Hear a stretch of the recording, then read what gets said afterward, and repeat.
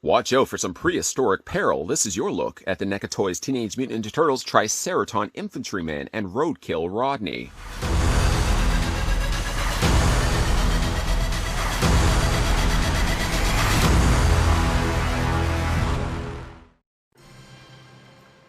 After being accidentally exposed to radioactive ooze, 4 ordinary household pets are transformed into a band of wise-cracking, pizza-loving, villain-dicing adolescent reptiles. Meet Leonardo, the super-cool sword-wielding leader, Raphael, the hothead-hurling manholes and one-liners in rapid succession, Donatello, the brain behind the brawn, and Michelangelo, the ice cream pizza goblin party animal. Whether it's facing fierce enemies or saving humanity from near extinction, with the guidance of their sensei, these heroes in a half-shell are always ready for straight-out-of-the-sewer action.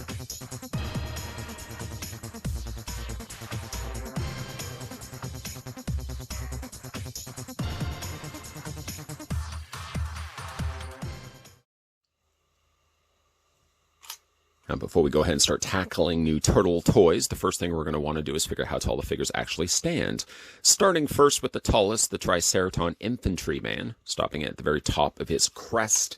You're looking at a pretty impressively tall figure, standing 8.2 inches in height. Switching that to centimeters, then you're looking at the figure being almost 21 centimeters, 20.9 to be exact. Switching that back to inches, get that all good and ready. Now let's take it to the smaller character, that is the Roadkill Rodney. And the good thing is you get 2 of them. I love the fact that we actually get 2 of them as opposed to just simply 1.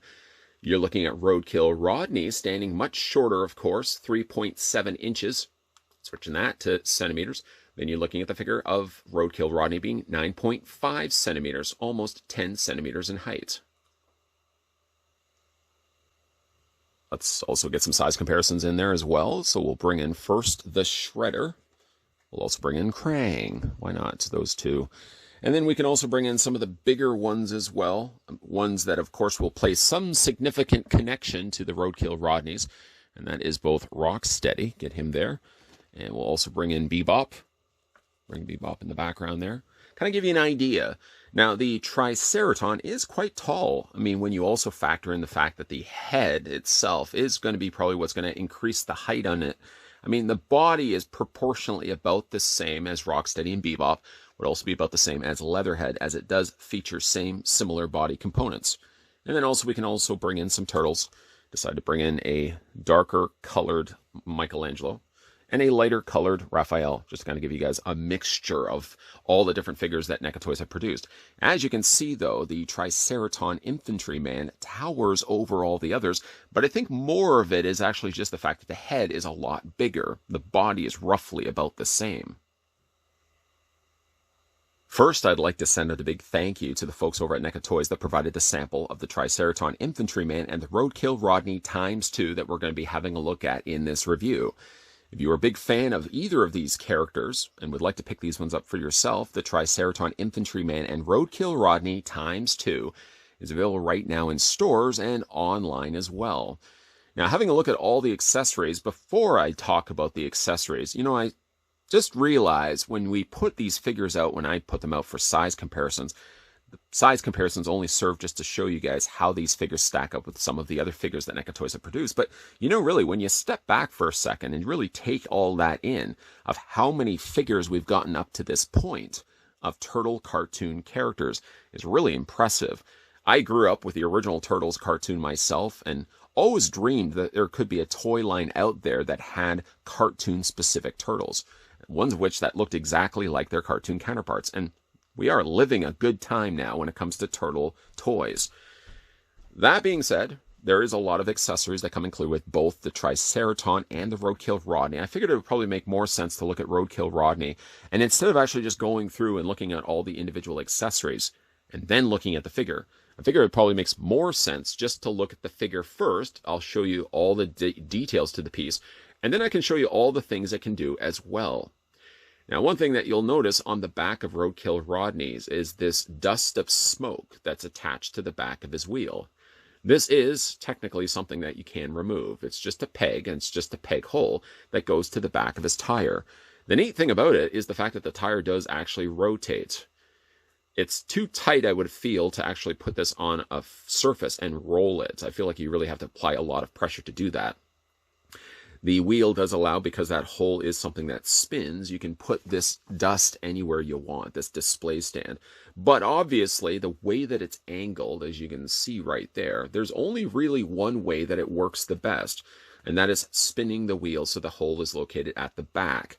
Plug this into the base, just like so, and you have more than enough stability to keep Roadkill Rodney upright. And I do like the fact that they include that.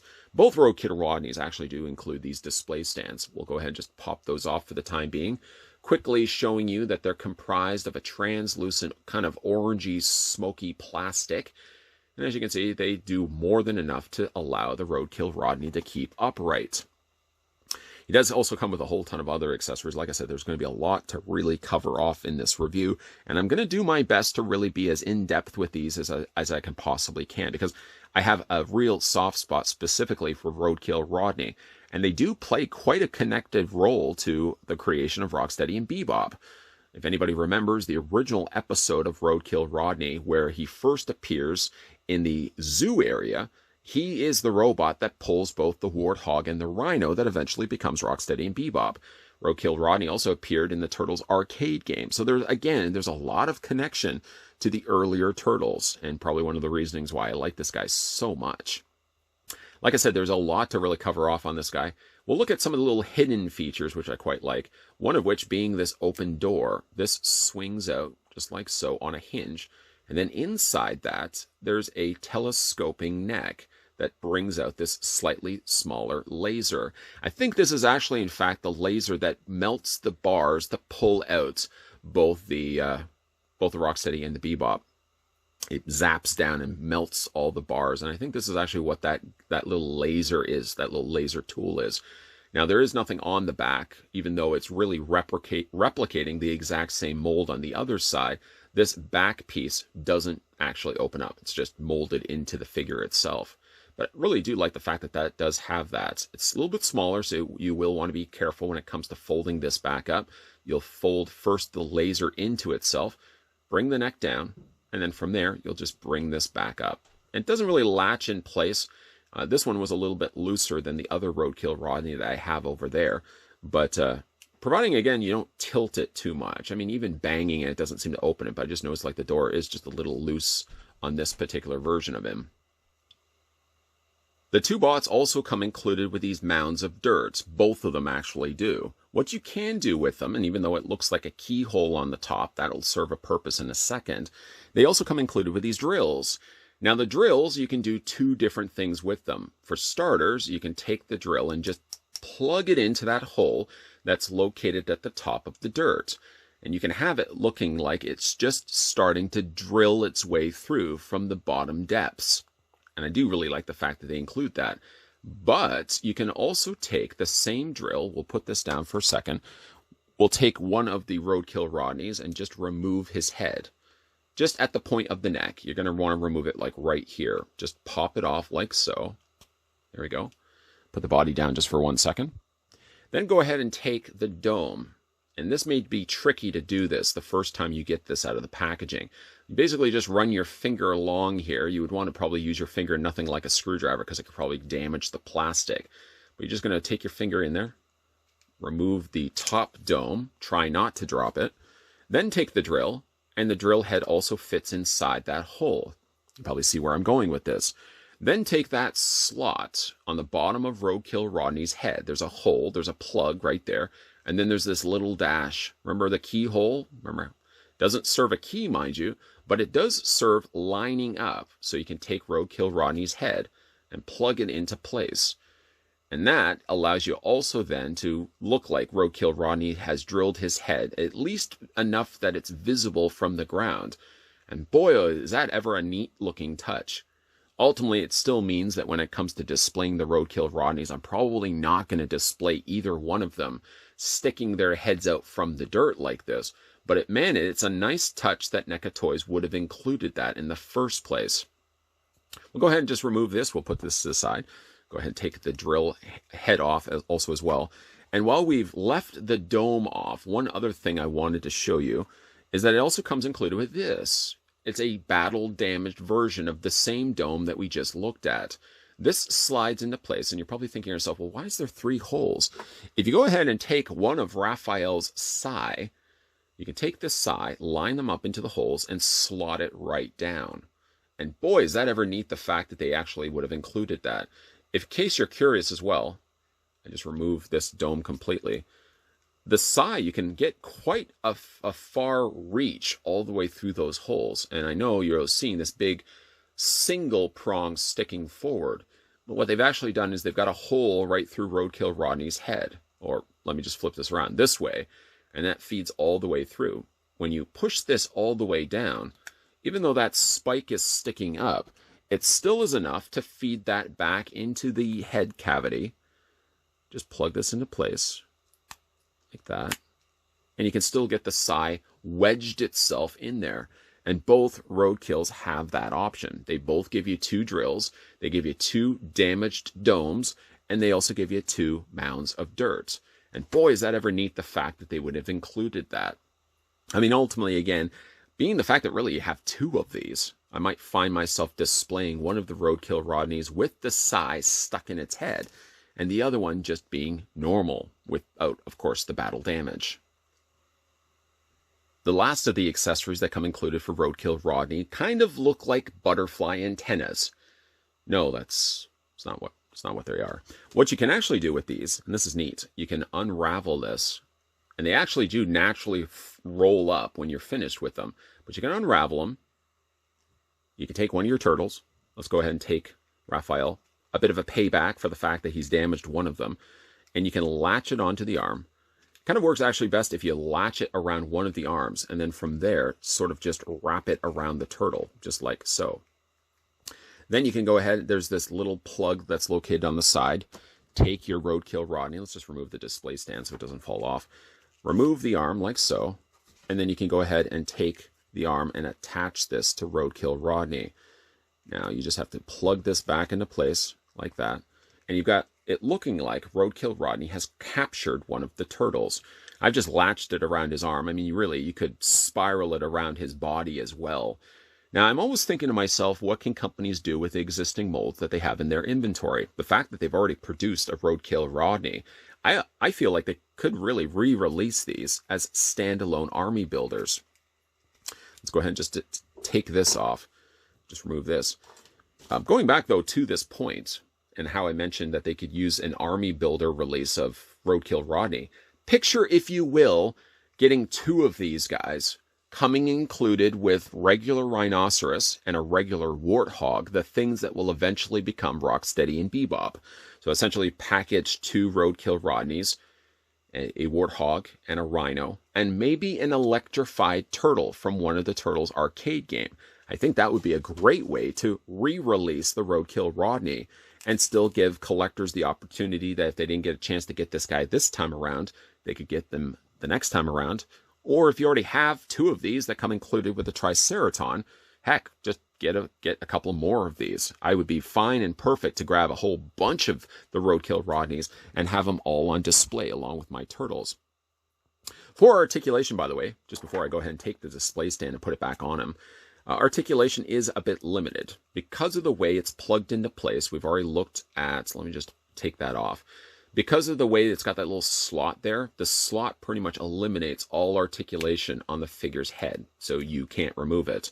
Technically, though, it does have articulation on the arms. It would be the same as well with the spiraled up arms.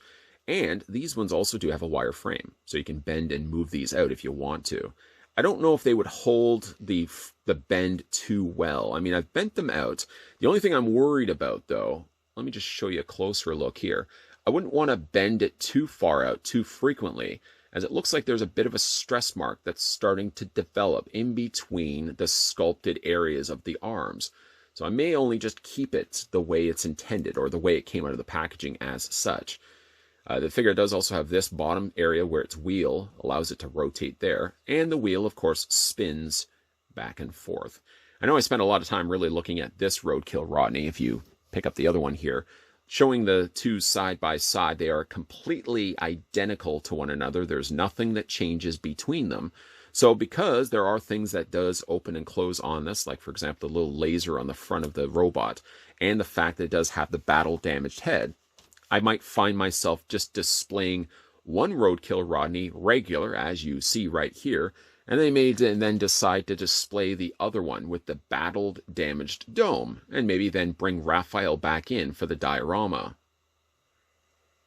Finally, now having a look at the Triceraton Infantryman, I realized I did spend a lot of time talking about Roadkill Rodney. It's one of my favorite characters, just because he is in one of the earliest episodes of the Ninja Turtles. He is responsible, I know I'm saying they are responsible for producing, essentially, Rocksteady and Bebop, and they're the thing that you have to battle with frequently in the Turtles arcade game.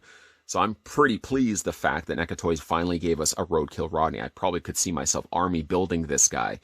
Just as a side note, I really think there's a potential there to re-release this guy with a Rhino, a Warthog, an Electrified Turtle, and maybe even just a couple of those rolled up arms with electricity around them. Just saying, NECA. Anyways, though, like I said, we're going to have a look finally at the Triceraton Infantryman, and he does come with a fair bit of accessories. He comes with some interchangeable hands, some of which I've already taken the time and put onto the sockets of the forearms. He does come with a couple of just sort of gripping hands, as you can see right there. It does also come included with another gun-holding hand. The hands, by the way, I've just got in the sockets right now. I'll show you. One is just the opposite of this one, the other arm of this hand right here. And then the other one is a more broader gun. Speaking of guns, let's have a look at the guns that come included with the Infantryman. He comes with this rather interesting, sort of looks like a laser cannon. It does have still that cartoon styling to it, so it's kind of comprised of multiple grays, more of a medium gray, and then a slightly darker version of that up at the top by this laser scope. This looks like this would be destructive if this was to be fired off. It also kind of looks like there should be something that slots inside the front of it, but I think it's just more so the way it's been sculpted, as it doesn't come with any other accessories other than things we're about to look at here. I do really like the design of this one. The neat thing about the Triceraton, as I move this out of the way, he does also come with some rather interesting guns that I would almost even consider putting in the hands of Rocksteady and Bebop. Mainly this right here. This looks like a machine gun of sorts. You can see some nice rivet points on the front of it. And also looks like it's got a scope on the top there as well. This could be something I could easily see myself displaying with, say, Rocksteady, as that definitely seems like something that Rocksteady would be wielding, or even Bebop, really, because he also comes included with this one. That feels like it would be a good fit for Rocksteady. Again, the coloring on both of these still follows sort of the same pattern work that we've seen with other instances. Usually when they take the guns, for example, they're guns that are continuing the same color scheme. Usually the ones for Dimension X are more lighter in gray, and they all sort of follow that same gray motif. This is a case, though, however, where the guns that we get with the Triceraton are much darker, and they almost have a little more of a real-world look to them, although, again, much more in the cartoon styling. I really do like this one, and because we haven't gotten this gun before, definitely is a strong contender for what I'm going to be displaying with the figures, not necessarily even the Triceraton. So we'll go ahead and put that all to the side. Let's have a look at the Triceraton here. He's a big, bulky figure, that's for sure. That's the thing I can certainly start this review with. He's a big size bit of plastic. He uses a lot of components that we've seen before, like the legs, for example, I believe were used with Leatherhead. Arms were also similar to Leatherhead's, and most definitely the tail that we have here on the back not only had to be installed on the back of the Triceraton, but it does also look like the same tail that we got with both Leatherhead and the Leatherhead Turtles in Time version. This one was a lot easier, I found, to plug into place. It's essentially just a ball joint. Let me just pop this off so you can see. It's a ball joint, and then there's a ball socket. But with the Leatherhead, when we had a look at him before, I felt I had more difficulty getting the tail in place. It's still a struggle, but I didn't need to heat this up at all in order to get the tail in place. With just, as you can see, a little bit of finesse, a little bit of pressure, and a little bit of twisting. It was more than easy enough to get that tail in place for the Triceraton. Now, getting a closer look at the Triceraton Infantryman. You know, when I was a kid, my favorite dinosaur was the Triceratops. And it so happened my favorite color was also the color orange. So when Playmates first released a Triceraton figure, it was something I immediately picked up. Unfortunately, over the years, whether it be lost or just misplaced somewhere, I don't have that original toy anymore. If I did, I would put it right here so you guys can see the difference between the two. You sort of have to just imagine this invisible spot right here would be the original Playmates release. Like with all the other releases that NECA Toys have put out, a far superior looking Triceraton and the kind of figure I wish I had as a kid. And not to say nothing was wrong with the Playmates at the time, as all those toys sort of had that retro look to them. Of course, back when you're a kid, those toys didn't have a retro look because they were just the toys that were available at the time. But adult me can certainly appreciate the amount of detail that NECA put into these releases. And boy, do I ever think, I only wish I had these toys as a kid. And many collectors are probably saying the exact same thing. If I only had these toys as a kid, I probably would ultimately break them though, because I was awfully rough with a lot of my toys. So maybe it is the best. As right now, as an adult, I can appreciate these. I can put them on display and admire the work that companies like NECA Toys do put into their pieces. As I could best describe this, I would give the color to this as creamsicle orange, as I'm always comparing it to the colors of food. I do really like the panel lining that they've added to not only just the Triceraton, but really all the turtles across the board. It's the panel lining that does give it that more animated look to it, especially the larger cartoon eyes, the sneer of mouth on the side of his face. Unlike Leatherhead, you can't unfortunately open up the mouth. This is all sculpted together, so you can't actually move that around if you wanted to. But it does have some really phenomenal looking details to it. It does also have that shading that we've seen with other turtle releases. You don't see it as much here, but there's just a little bit of a darker orange on the back of the head. You see it more so when you're looking at the arms, for example. It's literally just a strip of darker orange that's on the back, and it has it more predominantly here on the leg as well, even on the tail technically as well.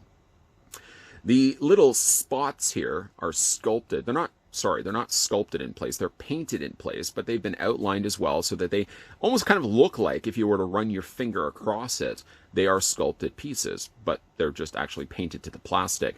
However, though, if you look at the little rivet points here on his armor, these are all things that are standing out. So I do like the fact that they did sculpt these as extra little lifted pieces that stick out from the surface of the plastic. Again, you've got that darker shadowing here happening on the side of his body. It's actually happening on both sides here. I really do like the fact that even though we are technically, a lot of the elements here are still reused from previous figures that we've gotten before, the fact that we do get ourselves more Turtles figures, if it means at the sacrifice of reusing a lot of body elements, I'm perfectly fine for that. So again, like the legs here would have been pulled from the Turtles in Time release of Leatherhead. The tail, of course, the exact same thing. But enough of it is certainly changed that you don't feel like you're looking at a simple reuse of the existing mold that they already have in their inventory. I mean, this is a completely different figure altogether, both in the way he's designed as well as the way he's sculpted as well. Looking at the figure's articulation, his head rotates back and forth. I already said, unfortunately, that his mouth doesn't open and close, so you can't do that. Unfortunately, one thing that was wrong with my particular figure, and I feel I started to glue it, but I think I'm probably going to use maybe a stronger glue. I noticed that the bicep socket, basically it's this little clip, and it fits in those grooves right there. This was loose when I got this out of the packaging. I think I twisted the arm, not carelessly though, we have to still be smart with moving our figures. But unfortunately, when I just took it out of the packaging, I twisted it slightly, it did pop off. I mean, that's no harm, no foul. Like I said, I just added a little bit of glue. I'll add a little bit more after the review and see if I can get that arm permanently in place. But anyways, nonetheless, the arms rotate all the way around. You can hinge them out quite easily. There's a rotation at the bicep. This, of course, on this side is where it popped off. It has a double hinge on the elbow, so you can bend that elbow at a full bend. Here's the hinge and the secondary hinge right at the top there. His hands rotate all the way around. You can hinge them back and forth. His upper torso is on a ball joint, so you can move that up around. I'm trying my best not to knock this off, but I feel like it's probably going to fall off anyways. Legs split out. You can go forward and back on the legs. He has a double hinge on the knee. And he has, of course, all the traditional articulation up and down on the foot, and you can rock the ankle back and forth as well. Admittingly, it's a bit strange to see a Triceraton paired with two Roadkill Rodneys, but to use that term to kill two birds with one stone, I really don't like that saying. At least it allows us to army build, so every single time we pick up a new Infantryman and a Roadkill Rodney, we have an extra Infantryman, and we also have an extra 2 Roadkill Rodneys. It's not to say that down the road, maybe NECA Toys may venture off to doing another Roadkill Rodney release, and just like a recommendation I had suggested in this review, it would be fun to see a 2-pack Roadkill Rodney packed along with an electrified turtle from the arcade game. They could simply just reuse the existing mold turtle that we already have now, and just throwing brand new molds of just a warthog and a rhino, the eventual creatures that will turn into, of course, Rocksteady and Bebop. Just a thought, just throwing that out there. That's what they want to do. I would definitely be one to pick that up. You could even give us cages, but I think that's asking for too much. But I do like the fact that we finally get ourselves as well a Triceraton Infantryman. This was a character that I had as a kid. Didn't look as good as this one, mind you. I had the original Playmates one. Still think I should probably go online and see if I can find that original Playmates Triceraton. Now we are, of course, getting ourselves the Xarax and Zork, the other Triceraton release. So again, if you did want to army build this one, you could get a couple of Infantrymen to be paired along with the Xarax and Zork. And you can, of course, have a couple of Roadkill Rodneys. You can never have enough Roadkill Rodneys. I do love this set quite a bit. And any chance that the NECA does throw out an army building set, whether it be foot soldiers, whether it be, in this case, a Triceraton and Roadkill Rodney, just more is what I say. You can never have enough army building releases. What do you guys think of the set? Let me know down below in the comments section. And big thank you again to the folks over at NECA Toys that provided the sample of both the Triceraton Infantryman and the Roadkill Rodney that we had a look at in this review. If you guys are also new to the channel and liking the content you're seeing, consider the idea of hitting that subscribe button down below. Yes. And also turn on that bell notification. Don't worry, it gets sanitized at the end of day. That's not true. I actually sanitize it every single time somebody ring-a-ling-a-ling that bell. And just know that Monday to Friday, 12 p.m. and 2 p.m. Eastern Standard Time, we got videos. I got videos. Lots of videos. Monday to Friday, 12 p.m. and 2 p.m. Eastern Standard Time, 2 videos a day. Who's doing that? Nobody's doing that. I'm doing that. 2 videos a day, Monday to Friday, 12 p.m. and 2 p.m. Eastern Standard Time. Lots of stuff coming your way, guys. More NECA reviews lined up and coming your way. So keep your peepers peeled. And as always, thanks for watching. I'll see you guys next time.